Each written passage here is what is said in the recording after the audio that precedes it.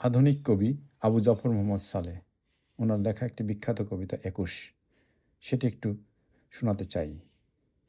তোমাকে একটি স্বপ্নের কথা বলতে এসেছি, তুমি শুনবে সেই স্বপ্নের কথা। তোমাকে একটি ভালোবাসার কথা বলতে এসেছি, ভালোবাসা আর স্বপ্নের সম্মিলিত বিস্ফোরণের কথা বলতে এসেছি। তুমি শুনবে সেই ভালোবাসার কথা, সেই স্বপ্ন আর ভালোবাসার সম্মিলিত মহাবিস্ফোরণের কথা।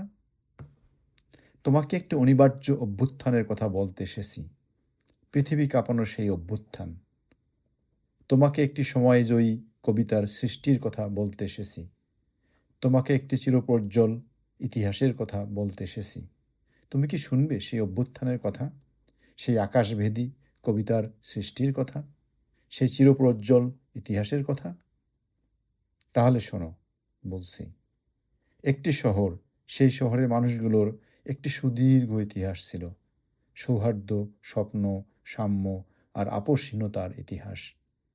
আবহমান কাল ধরে তারা পথ চলে আসছিল পলিমাটির স্নিগ্ধ সৌরভ গায়ে মেখে।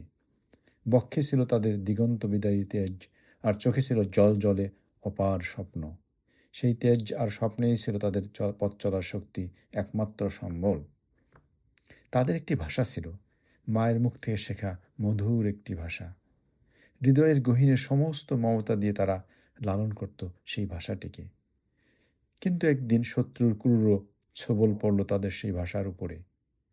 তারা ভাষাটিকে বিচ্ছিন্ন করতে চাইল তাদের হৃদয় থেকে, চিরতরে কেড়ে নিতে চাইল তাদের মুখ থেকে, তাদের মুখে জুড়ে দিতে চাইল এক ভিনদেশী ভাষা। কিন্তু আবহমান অমিত শক্তির ধারক বাংলার মানুষ তা কি মেনে নিতে পারে? না, তারা তা মেনে নিল না। মুহুর্মুহু প্রতিরোধে প্রকম্পিত হতে থাকলো শহরটি।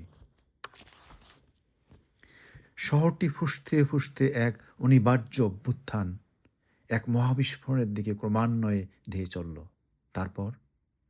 তারপর সহসা এক প্রচণ্ড অবিশ্বাস্য মহাবিস্ফোরণে বিদীর্ণ হলো পুরো শহর। উদ্গীরিত তাজা রক্তের প্লাবনে ভেসে গেল শহরটির অলি গলি, রাজপথ সব। তারপর চারদিকে এক নিবিড় ও শুনশান নিস্তব্ধতা। পরাস্ত শত্রুরা ভয়ে ক্রমান্বয়ে পিছু হটল। শহরের মানুষগুলো আবার ফিরে পেল তাদের হৃদয়ের সেই ভাষাটিকে।